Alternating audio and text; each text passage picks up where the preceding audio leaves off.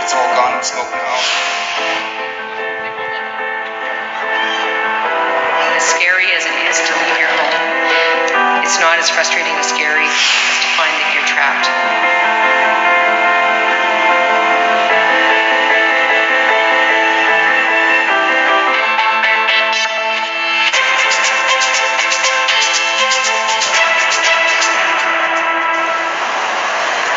Well, this is the destruction. Fort McMurray still evacuated and still under the constant threat of fire. Everyone who lives there forced from their homes as crews continue to do their best to stop the flames from spreading. I'm Sandra Batson, and this is CBC Edmonton News. We have a lot of reaction, survival information, and context for you from Fort McMurray tonight. Now, we begin with Briar Stewart. She's in Fort McMurray with a look at the damage and what's happening now. It's been described as catastrophic, but this afternoon the fire, which has already caused so much devastation, particularly in the city's southwest, continued to grow. Crews even hosed down the fire station and command center on the edge of the city, trying to prevent more destruction.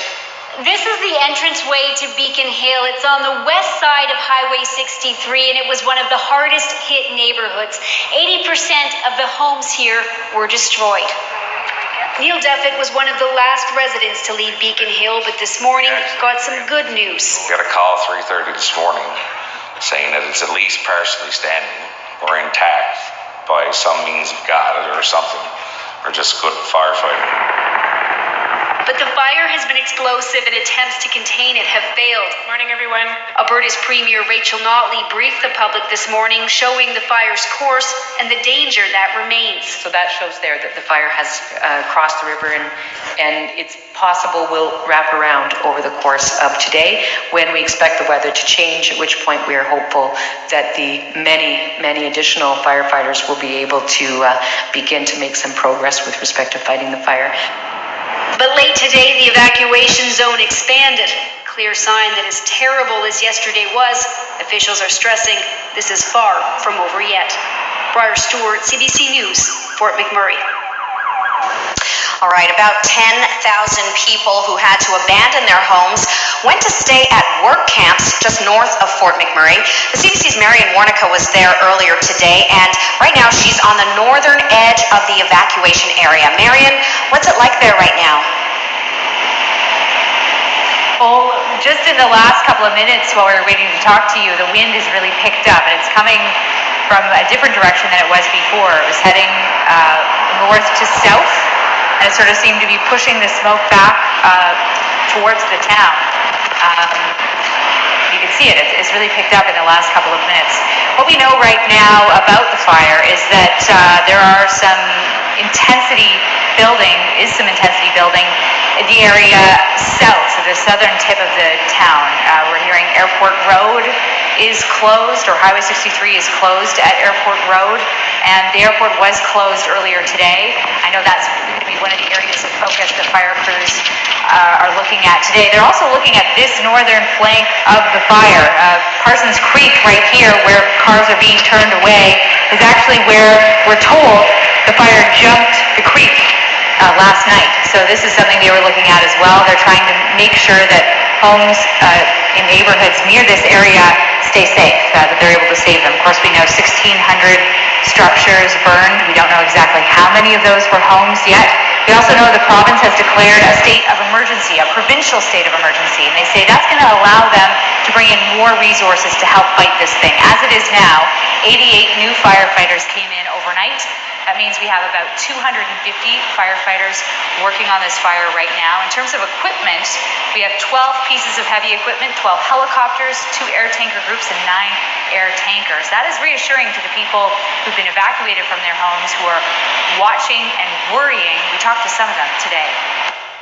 Fire, smoke, and I just made it this close to get my painkillers, but Superstore was closed apparently from the fire. So this was downtown. You saw the flames out your back door. Oh, yeah. You went to try to buy your... Those people were running, and I can't run, so I told Wade, if you're going any place, don't forget me. We tried tried to grab our animals. We have a dog and a cat. We got them into our vehicle, and it was just gridlock. There was nowhere to go. What did you see right after you saw your neighbors with their televisions? What did you see of the fire? It was the thickest smoke I've ever seen. It was just black. Like it looked like night, like the lights outside were triggering on because it was so dark. So yeah, we just ran basically. At one point we thought we were just going to have to grab the cat, the dog, and run and leave our vehicles because the fire was right behind us. Tens of thousands of people evacuating in those kinds of circumstances without any casualties, without any major injuries. They're hoping that they can keep that record going, and that is why they are turning people away right now. They don't want them heading towards those flames, which could be gathering in intensity even as we speak. Sandra? Wow. Okay, Marion, thank you so much for some good information there. The CBC's Marion Warnica reporting live tonight just outside of Fort McMurray. Well, thousands of evacuees have also come south to our city. Many are staying at Northlands, where they're trying to figure out what happens next. Our Min Dhariwal talked to some people there. When we were driving through the city, it was like watching a horror movie because the fire was so close to the roads.